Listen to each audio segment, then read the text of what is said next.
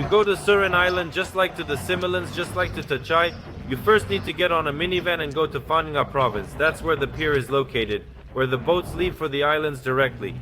Go there by minibus for about an hour, plus or minus, depending on which beaches you live on, and then we get on the boat and go to the islands.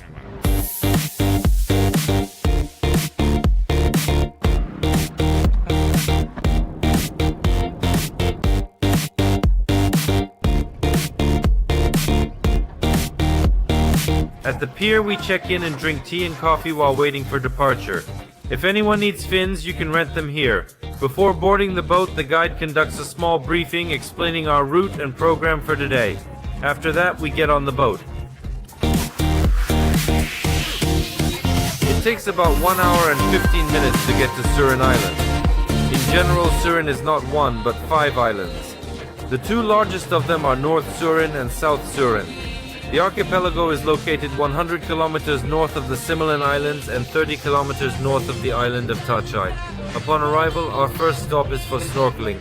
We put on masks, fins, life jackets, and jump into the water.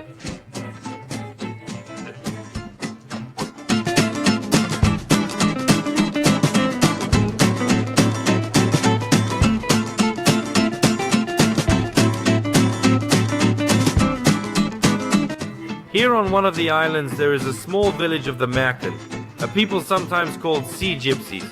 Unfortunately, it is not always possible to visit it, it all depends on the tides, but we were lucky and had such an opportunity, so we transferred to a local longtail boat and sailed to the shore.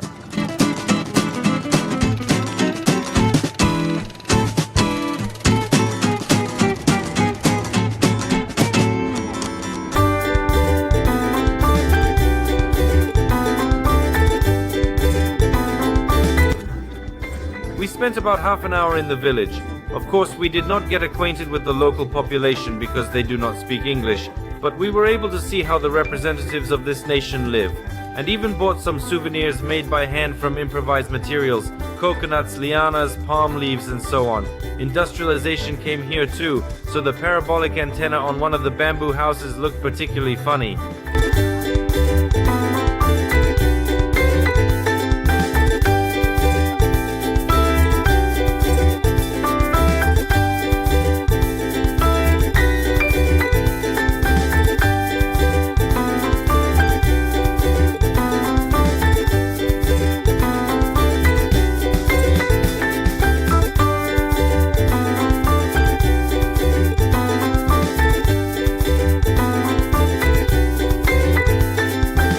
After walking around the Moken village, it was time to drive to a neighboring island for lunch.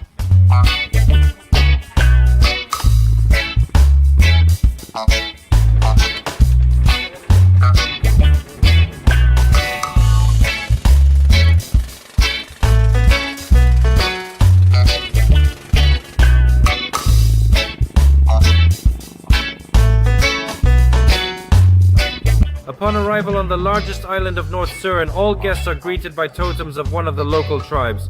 Also, by the way, a sight to behold.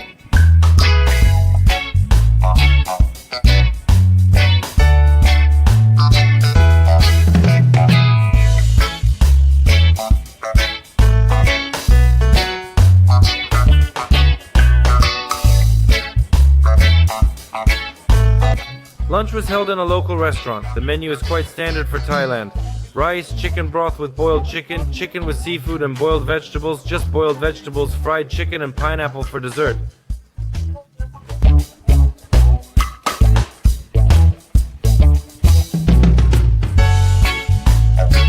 And after lunch, we spent about 40 minutes on the nearby fairly wide beach.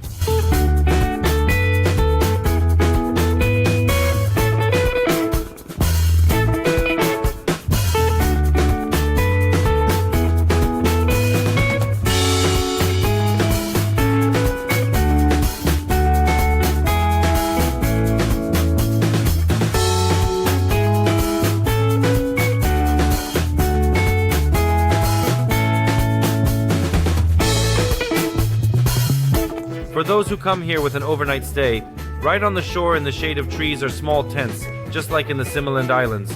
Well, for fans of a more cozy accommodation, there are a couple of bungalows nearby, more expensive than the tents, of course. After an hour spent on the island, we drive on.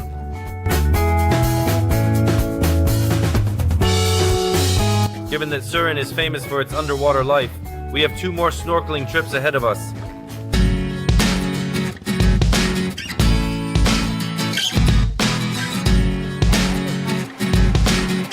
The underwater life around the island is indeed very diverse, from all sorts of corals to a large number of fish species. Here you can see clownfish from the famous cartoon Finding Nemo, small and terribly frightening rip sharks, come here in mantas and turtles, and even sometimes they say seen whales.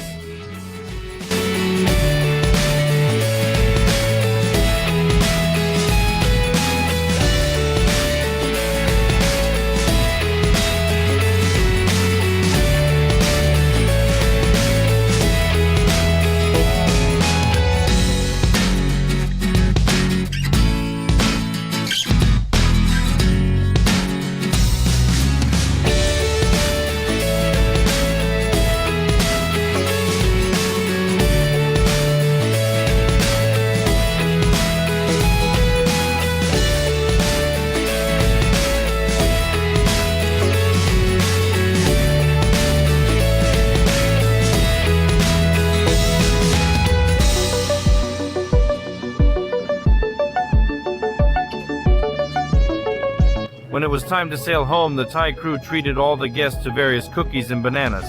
It was very nice and, by the way, very appropriate, because after so much swimming we were noticeably hungry again. And yes, the day was coming to an end and we had to go to Phuket again.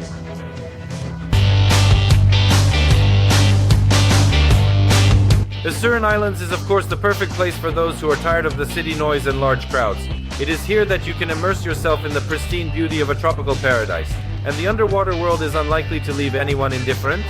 It is not for nothing that nearby, literally 20 kilometers away, is Richelieu Rock, one of the most popular places for diving in the world, and we will see you on the next excursion.